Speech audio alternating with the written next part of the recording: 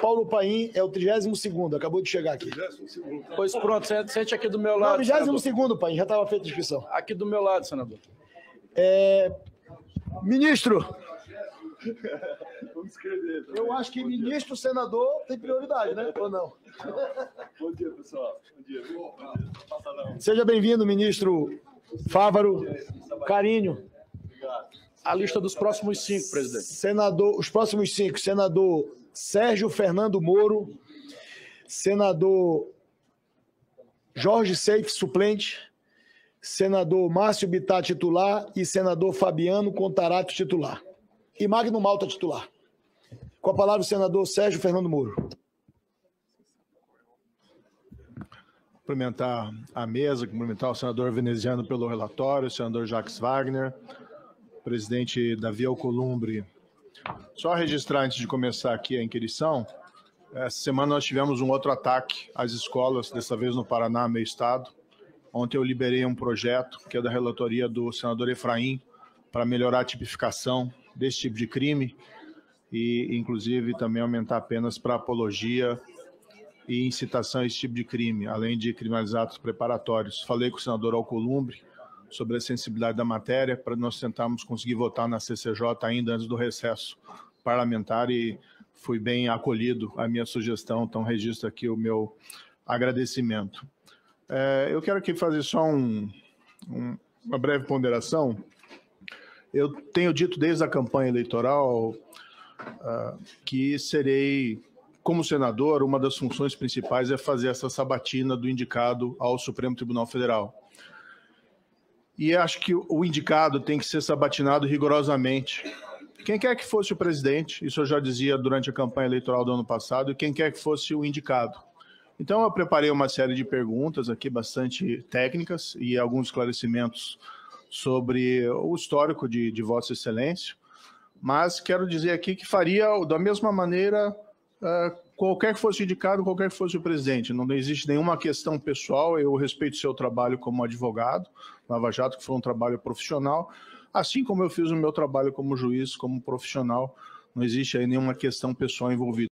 O dever fazer uma sabatina com questões que às vezes podem ser difíceis. Como foi colocado aqui pelo senador Alessandro, existe uma preocupação em relação a Vossa Excelência pela proximidade com o presidente da República. Pelo fato de que o Supremo Tribunal Federal é um órgão que tem que ser independente, é uma instituição que tem que ser independente do Poder Executivo.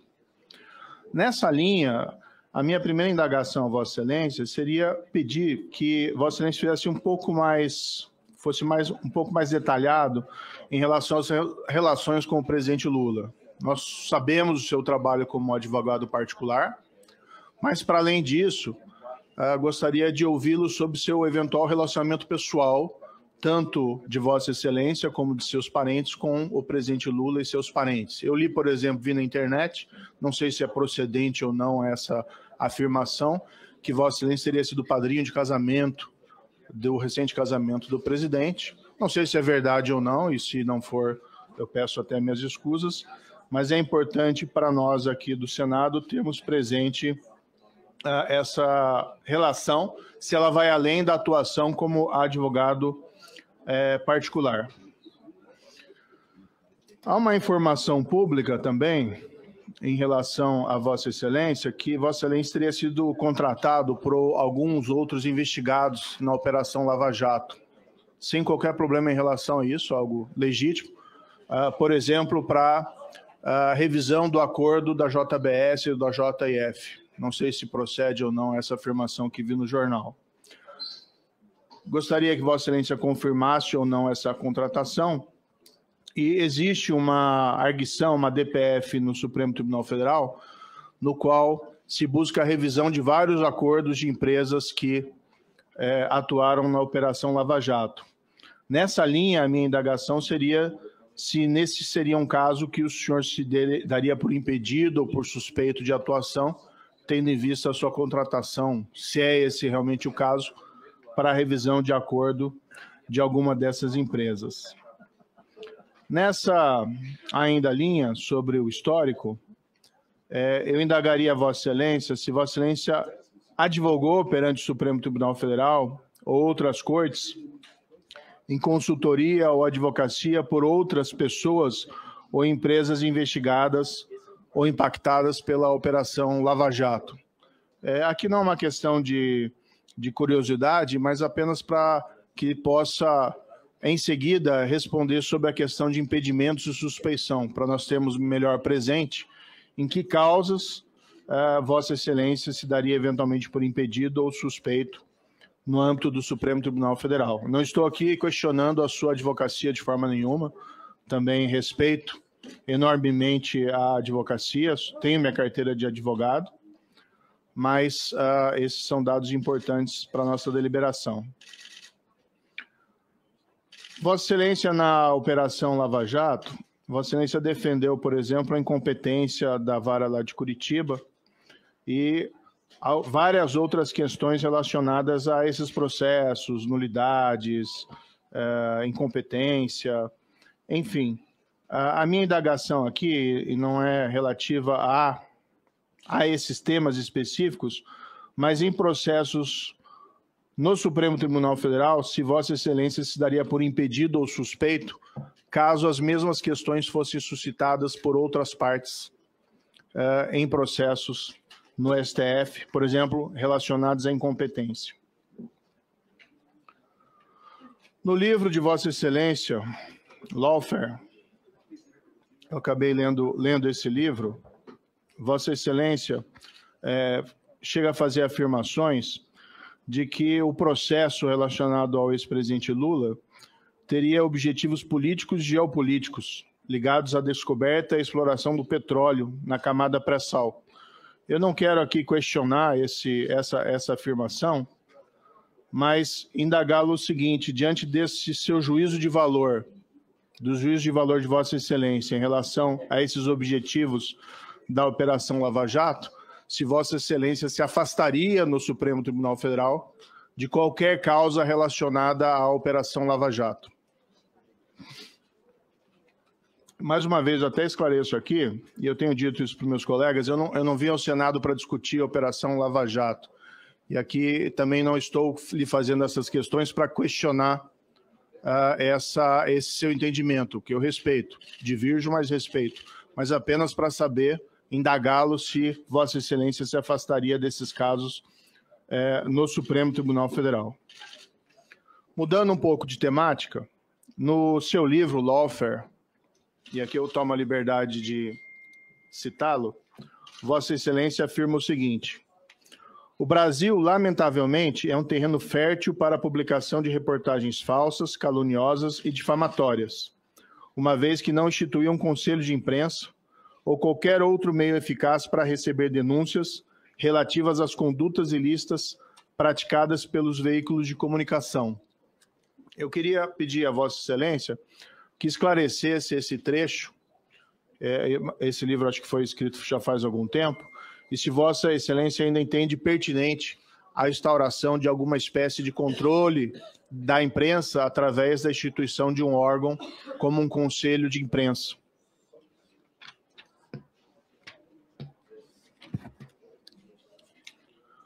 Mudando um pouco de assunto, e eu peço desculpas que por correr, porque o tempo é um pouco curto, eu tenho focado a minha atuação aqui no Senado Federal no tema da segurança pública. Eu acho que é um tema extremamente importante. O Brasil ainda tem índices enormes de criminalidade, seja de crimes de colarinho branco, mas também crimes violentos. E nós temos visto, a sociedade tem visto recentemente, doutor Cristiano, algumas decisões judiciais que têm gerado uma certa celeuma, especialmente envolvendo buscas pessoais. Existe um entendimento, por exemplo, do Superior Tribunal de Justiça, de que guardas municipais não podem fazer buscas pessoais. E isso tem gerado invalidação de flagrantes de pessoas encontradas na posse de drogas. Do outro lado, nós vimos recentemente uma decisão de uma corte também inferior, invalidando uma busca pessoal feita pela PM, relacionada a 2 quilos de cocaína e um suposto membro do PCC.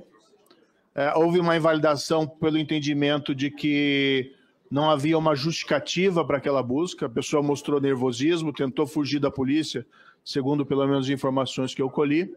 Ainda assim foi feita a busca, foi encontrada a droga, mas o processo foi anulado.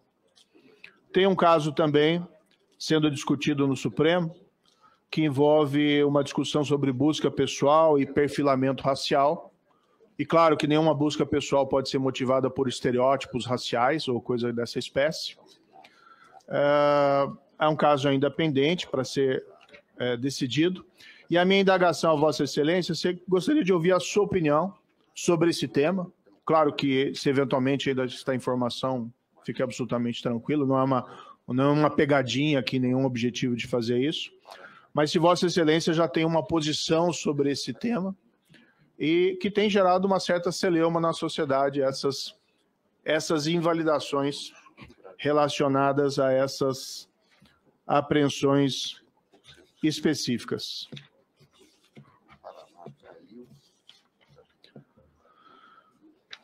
Ainda nessa linha, e um tema também que tem sido discutido, gostaria de ouvir a sua opinião sobre...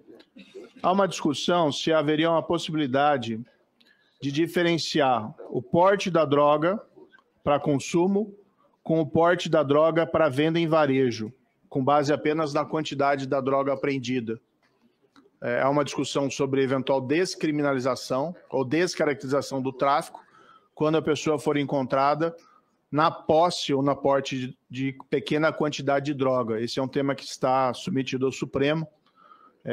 Evidentemente, Vossa Excelência tem alguns limites para se manifestar a esse respeito, mas gostaria de ouvi-lo para saber se tem alguma opinião que poderia compartilhar conosco, especificamente se é possível diferenciar o traficante e o consumidor apenas com a quantidade da droga eventualmente apreendida após uma busca. Ainda uma outra indagação a Vossa Excelência, gostaria de ouvir a sua opinião sobre a lei das estatais. Eu vejo a lei das estatais como um instrumento, uma lei, foi produzida por esse Congresso, que foi extremamente elogiada à sua época, em 2016, e que ela trouxe restrições técnicas a nomeações nas estatais e ainda algumas restrições para diminuir nomeações político-partidárias. No entanto, essa lei foi recentemente questionada perante o Supremo Tribunal Federal.